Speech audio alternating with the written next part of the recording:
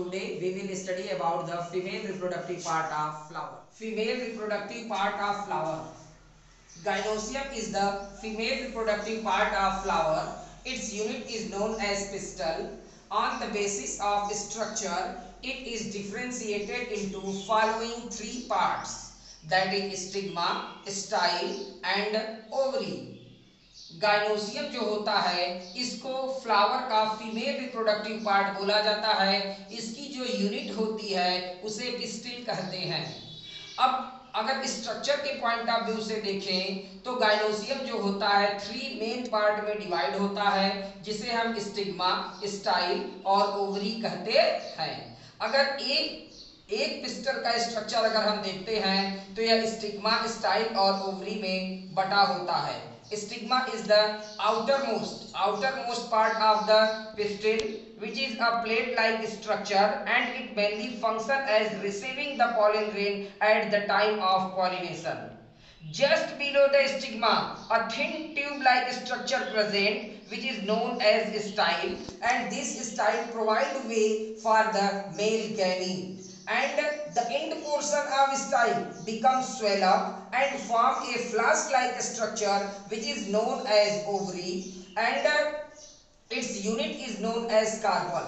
The whole three parts, that is stigma, style and ovary, are arranged on another plate-like structure which is known as thalamus, and thalamus attached to the main branch with the help of stalk. कहा गया है कि एक pistol का structure देखने पर यह तीन पार्ट में डिवाइड होता है, जिसे स्टिग्मा, स्टाइल और ओवरी कहते हैं। स्टिग्मा जो होता है यह सबसे ऊपर वाला प्लेट के आकार का संरचना होता है और इसका मुख्य कार्य जो होता है पॉलिनेशन के समय जो माइक्रोस्पोर या पॉलिन ग्रेन आते हैं उनको रिसीव करने का फंक्शन करता है। स्टिग्मा के नीचे एक पतली नलिकाकार रचना पाई जाती है जिसे हम स्टाइल कहते हैं। स्टाइल जो होता है यह मेल गैमीट को जाने के लिए रास्ता प्रदान करता है। स्टाइल का लास्ट एंड पोर्शन जो होता है वह फूल जाता है और फूल कर करके एक फ्लास्क के आकार की संरचना बनाता है जिसे हम ओवरी कहते हैं। ओवरी की जो यूनिट होती है उसे कार्पल कहा जाता है और ओवरी के अंदर ओव्यूल पाया जाता है। ये सभी अपर पार्ट जो होते हैं एक दूसरे प्लेट लाइक स्ट्रक्चर पे अरेंज्ड होते हैं जिसे थैलमस कहते हैं।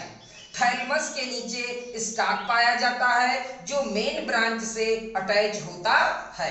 Now stigma, it is the upper part and a plate like structure and function as receiving of pollen grain or microspore at the time of pollination। यानी stigma जो होता है यह पिस्टिल का अपर पार्ट होता है जो प्लेट लाइक होता है और यह जो होता है पॉलिनेशन के समय माइक्रोस्पोर या पॉलन ग्रेन को रिसीव करने का फंक्शन करता है। Now style, just below the stigma a thin tube-like structure present called style. It function to provide way for the male gamete.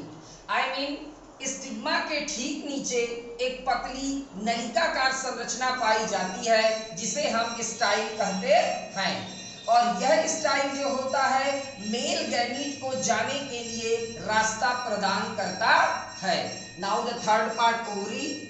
The end portion of style becomes swell up and form a flask-like structure called ovary. The unit of ovary is known as carpel.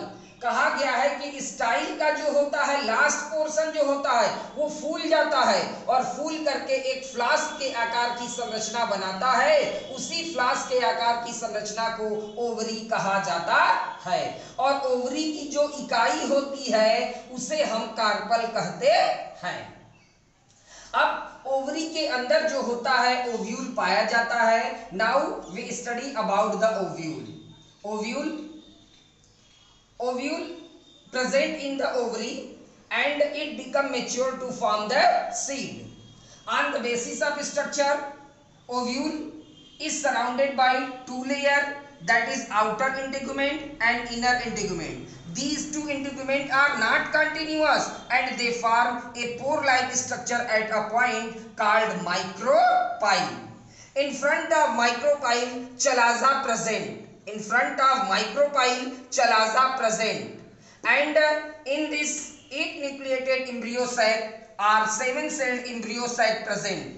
The group of 3 cells which present to the chalazal end are similar in shape and size, called antipodal cell, and the group of 3 cells present to the micropylar end, in which 1 cell is larger, called egg cell, and 2 cells are smaller and similar, called synergids, and the group of these 3 cells is known as egg apparatus.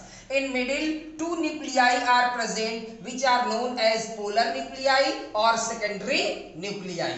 And this whole structure is attached to the wall of ovary with the help of a thin filamentous structure called funicle. And the point where body of ovule and funicle are attached together called hilum. Now this is the structure of ovule.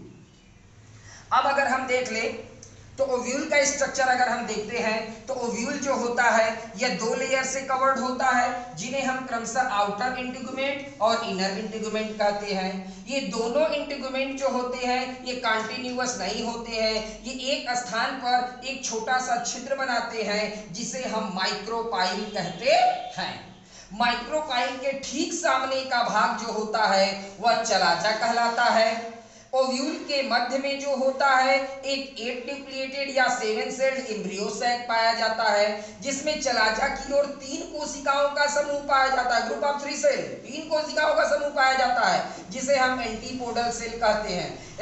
Antipodal cell जो होती है वह shape और size में similar होती है, और 3 कोशिकाओं का समूह माइक्रोपाइल वाले रीजन की ओर पाया जाता है, जिसमें एक सेल बड़ी होती है जिसे एग सेल कहते हैं, 2 सेल छोटी होती हैं जिन्हें सिनर्जिड्स कहते हैं, और इन तीनों सेल के ग्रुप को एग एपरेटस कहा जाता है। अब उसके बाद जो है इसके एम्ब्रियो साइट के बीच में 2 न्यूक्लियाई पाए जाते हैं, जिन्हें पोलर न्यूक्लियाई या सेकेंडरी न्यूक्लियाई कहते हैं। यह संपूर्ण ओव्यूल जो होता है यह ओवरी की दीवार से एक पतली नलिकाकार रचना द्वारा जुड़ा होता है, जिसे हम फ्यूनिकल कहते हैं, और वह स्थान जहां पे बॉडी ऑफ ओव्यूल और फ्यूनिकल एक दूसरे से जुड़ते हैं उसे हाइलम कहते हैं।